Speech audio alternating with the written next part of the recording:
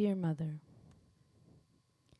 because of you, I can't talk about myself. So here's another story. Water under the sea. Possibilities of life. Lands that are not my own because you took my ground away. Underwater lives because what's so special about dry land? I am in the garden. There are rows and rows of plants, uprooted and preserved in pots of fresh water. One named Krishnakesya because it has markings on its flowers that are dark like the god. Another named Impatience because its fruits burst when you touch it. One with a hollow stem that is used to detect heavy metals. Swamp weeds and marsh weeds to conserve the land, to be protected themselves.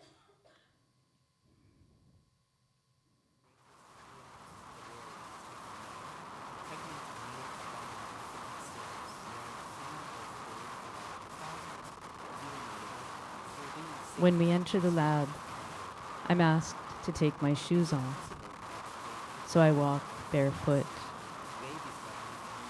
I ask about Kumurikantam, what plants would grow there, and one scientist says, oh, Kantam sounds like Sanskrit.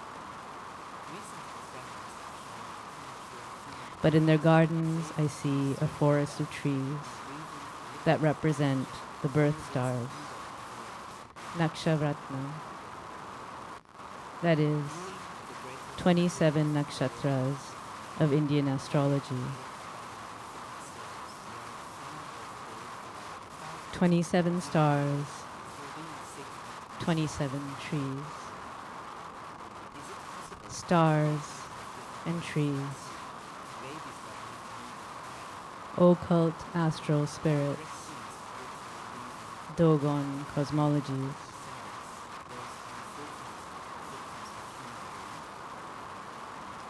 I imagined the drowned continent of Kumarikantam, its 49 territories, 7 coconut lands, 7 mango lands, 7 front sandy lands, 7 back sandy lands,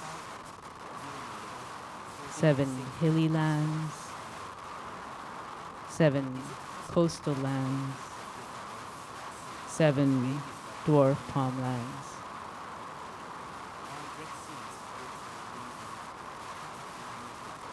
I think of their lives underwater. Trees, coconut, mango, dwarf palm, sand and hills.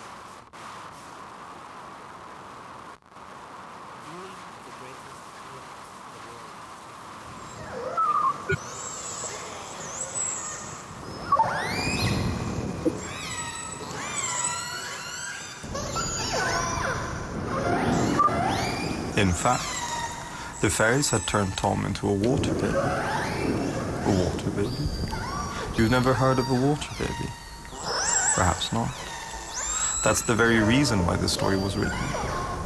Why, wise men of old said that everything on earth has its double in the water. There are land babies, then why not water babies? Are there not water rats, water flies, water crickets, water crabs, water tortoises, water scorpions, water tigers and water hawks, water cats and water dogs, sea lions and sea bears, sea horses and sea elephants, sea mice and sea urchins, sea razors and sea pens, sea combs and sea fans, and of plants? Are there not water grass and water crowfoot, water milfoil, and so on without end? Am I in earnest? Oh dear no. Don't you know that this is a fairy tale and all fun and pretense, and that you are not to believe one word of it, even if it's true? But at all events, so it happened to Tom. The fairies had washed him, you see, in the swift river, so thoroughly that not only his dirt, but his whole husk and shell had been washed quite often, and the pretty little real Tom was washed out of the inside of it, and swam away as the caddis does when its case of stolen silk is bored through. And away it goes on its back, paddling to the shore, there to split its skin and fly away as a caperer, and four fawned colour wings with long legs and horns.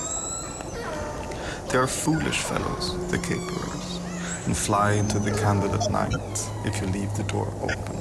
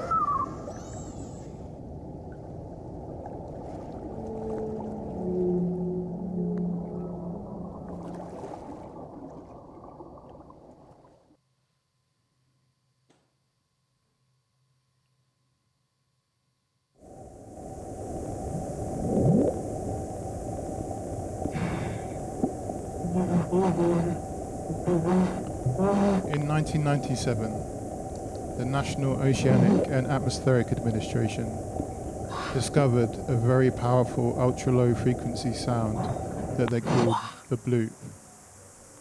Picked up near the southern tip of South America, the sound was detectable from over 5,000 kilometers away. Its audio profile resembled that of a living creature. Researchers noticed that the sound varied rapidly in frequency, which is characteristic of marine animals. This begged the question, was there a creature even bigger than a blue whale lurking at the bottom of the sea? They eventually decided that the sound came from a large ice quake at the bottom of the ocean.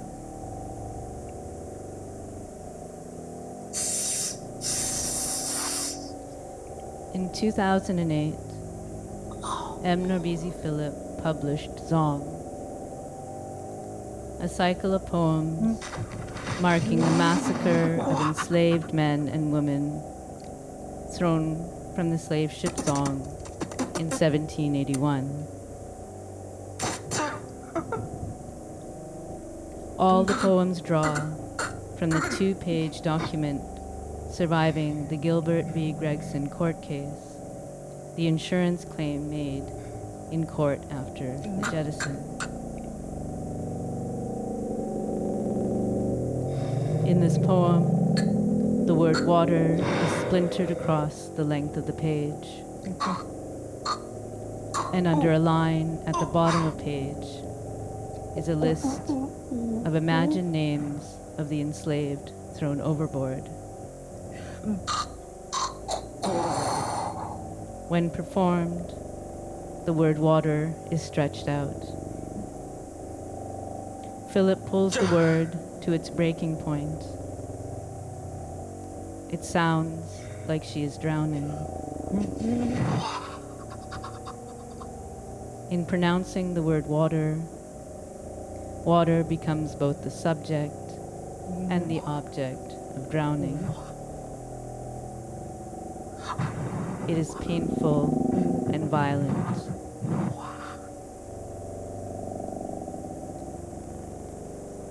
The sound of drowning in Philip's performance of Zong, and particularly the word water, makes the voice into something not human. It crosses the threshold between the human and the environment underwater. The sound of the word water and its meaning is as ambiguous as the bloop. But the word water crosses the threshold from the opposite direction, where the human voice becomes something monstrous. In the sound of the word water is the horror of bearing a voice stretching beyond human detection towards its own annihilation. This measures the horror embedded in Drexia's imagining of the possibility of life growing in the bodies of enslaved women thrown overboard. You've just watched an excerpt of a video by Wangechi Mutu called The End of Eating Everything. There's a machinic creature that looks like a tick. It swims in the water or in the air. It sneezes and blood comes out of its mouth and stains its atmosphere. Water runs through this story, and water is the medium of the feminine, called to the forefront by the amniotic fluid that Drexia sees as the primary medium that gave birth to underwater life after the jettison. The wombs of these women massacred become the site of potential survival below water. The ship is a womb that holds within the hold the enslaved transported into slavery. It raises the question, to what extent is horror a fuel for resistance? And to what extent is adaptation a form of agency? Zuwena Ogunsheye Ziyad Ogwambi Ketura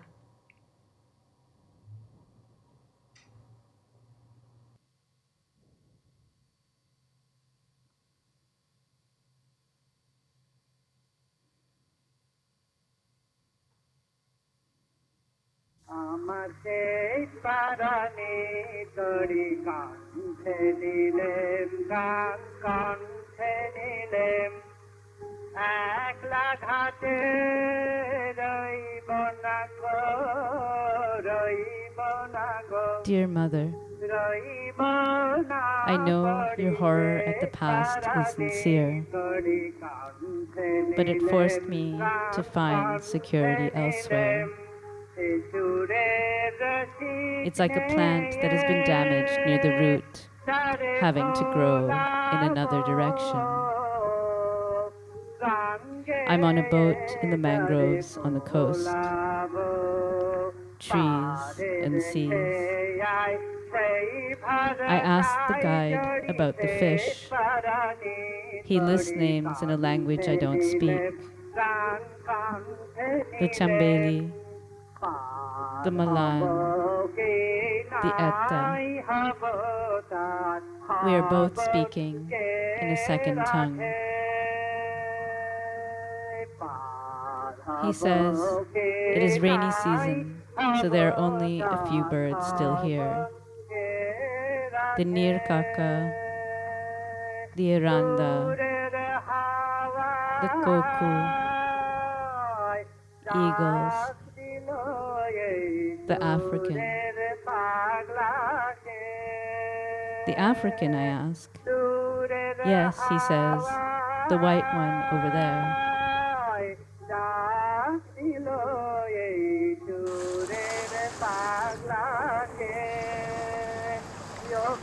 He tells me this is his first time on the boat. He doesn't know much about the birds or fish here. He works on an offshore oil rig in Mumbai, and he's now on leave. Before that, he worked on rigs in the Gulf, Abu Dhabi, and Iran. 42 days on, 21 days off. In Bombay, it's 28 days on, but no more than that, because after that, there's no medical insurance.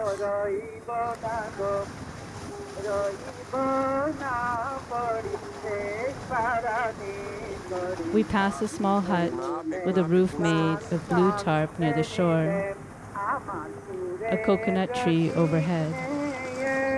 Oysters, he said. What? He points. The owner of the house has built a reef out of oyster shells. They glow. A soft pearly white in the mud. In the mud and clouds, I hear the constant call of crows. Butterflies twitch between the roots of trees.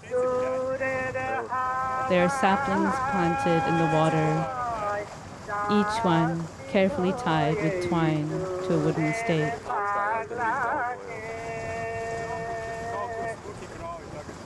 Just some crows. A light breeze.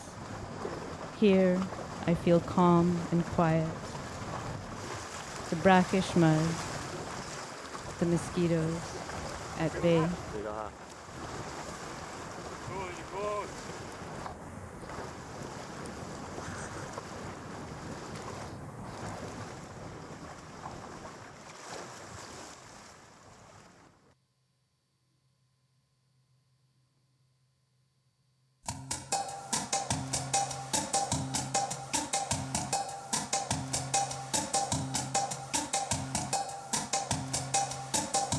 Once upon a time, when the Earth was young, there was very little oxygen in the atmosphere. Instead, the atmosphere was mostly composed of methane and carbon dioxide, and the oceans were warm and shallow. Life evolved to thrive under these greenhouse conditions. Methanogenic microbes feeding on carbon dioxide and other simple carbon compounds produced vast quantities of methane, and this methane was in turn consumed by methane oxidizing microbes, found primarily beneath the ocean's surface. In cooperation with sulfate-reducing organisms, the methane-oxidizing microbes built towering reef cities formed from mineralized carbonate and filled them over countless generations with their collective brood. And affairs continued in this tranquil equilibrium for 1.5 billion years, until the genesis of oxygenic phototrophic metabolism and the oxidation of the atmosphere. Life forms able to adapt to elevated oxygen levels thrived in radiators. Meanwhile, those content with living in anoxic places were pushed to marginal zones, to extreme environments, subterranean worlds and still waters, mudflats and seafloor spreading centres. The great reef cities fell into ruin and were subsumed into a submarine strata, a cryptic but lingering record of the lives of these ancient organisms. Despite this catastrophic reversal of fortune, these ancient ones held on to the edges of their once great empire, and there they waited.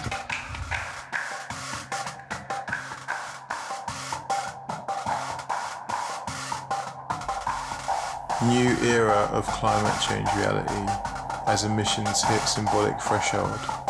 Press Association, The Guardian, Monday 24th of October 2016, 11:29 a.m.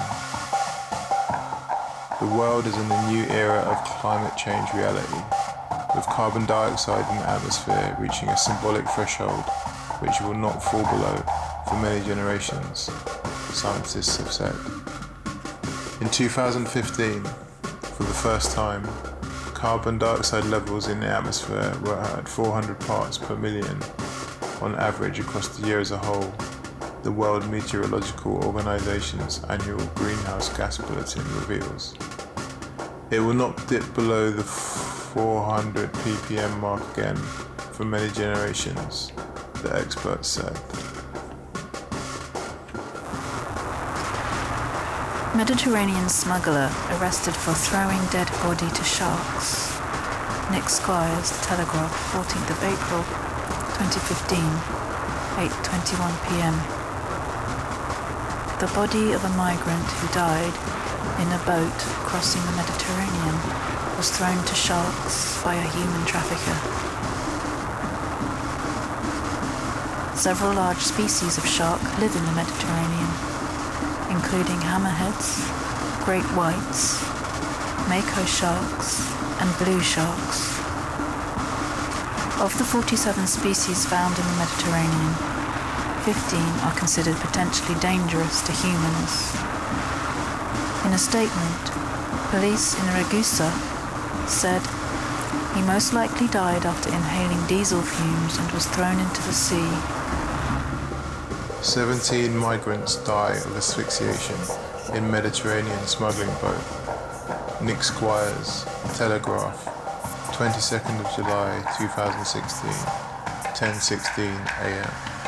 The bodies of 17 dead migrants were discovered tightly packed in the hold of a smuggling boat heading from Libya to Italy on Friday. The victims are believed to have died from asphyxiation after spending hours breathing in engine fumes and packed into a small space in sweltering conditions. The migrants, believed to be Africans, were discovered when their boat was rescued about 10 nautical miles off the Libyan coast by an Irish naval ship, the James Joyce.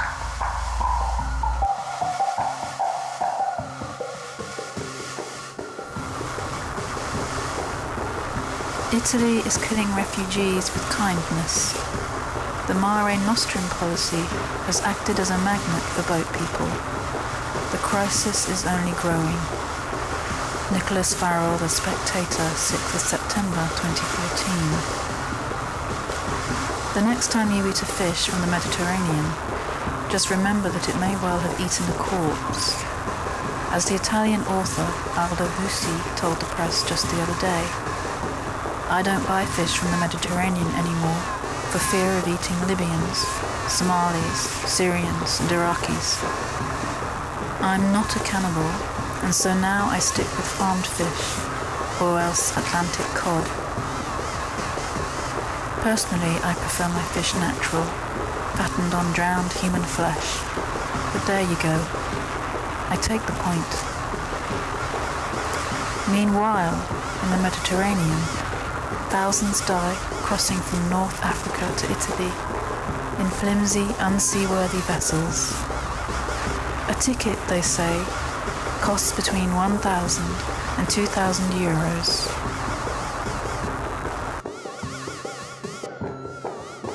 Scientists find evidence of an additional source of oxygen, raising questions about the origins of life on Earth. Dwayne Oxford, Al Jazeera, 24th of July 2024. For decades, scientists have floated theories about dark matter, which is believed to hold galaxies together by its gravitational pull.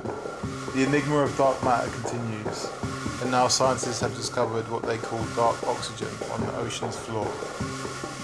A recent study published in Nature Geoscience, the journal dedicated to Earth sciences research, shows oxygen emitted from mineral deposits 4,000 meters, about 13,000 feet, below the ocean's surface on the seafloor of the Pacific Ocean's Clarion-Clipperton Zone. The depth is almost half the length of the tallest peak of Mount Everest. On the Clarion-Clipperton Zone, which spans 4.5 million square kilometers, 1.7 million square miles, in the Pacific Ocean, there are coal-like mineral rocks called polymetallic nodules, which typically contain manganese and iron. Scientists have found that these nodules produce oxygen without the process of photosynthesis. Minerals that produce oxygen in the darkness of the sea floor could possibly change scientists' view of how life began on planet Earth. The other implications of this research is it potentially sheds light on where life began on the planet. This discovery has shown that, well, maybe there was another source of oxygen a long time ago, and aerobic life, or life that breathes oxygen, could have persisted before the rise of photosynthesis. And if it's happening on our planet, could it be happening on other planets too? Sweetman stated in a Sam's video.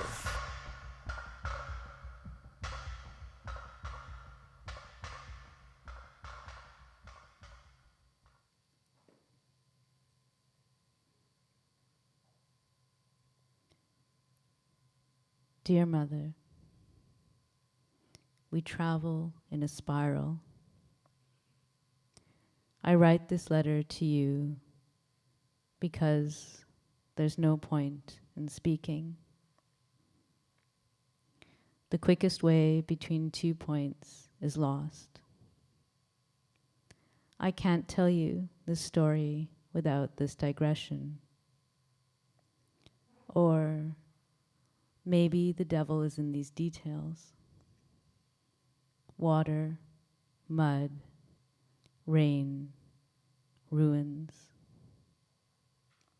I plot and I witness, and I put things into words.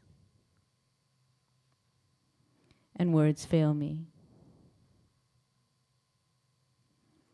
This is a letter to you, but most of all, it's a letter for me. A seed fallen into the mortar, growing.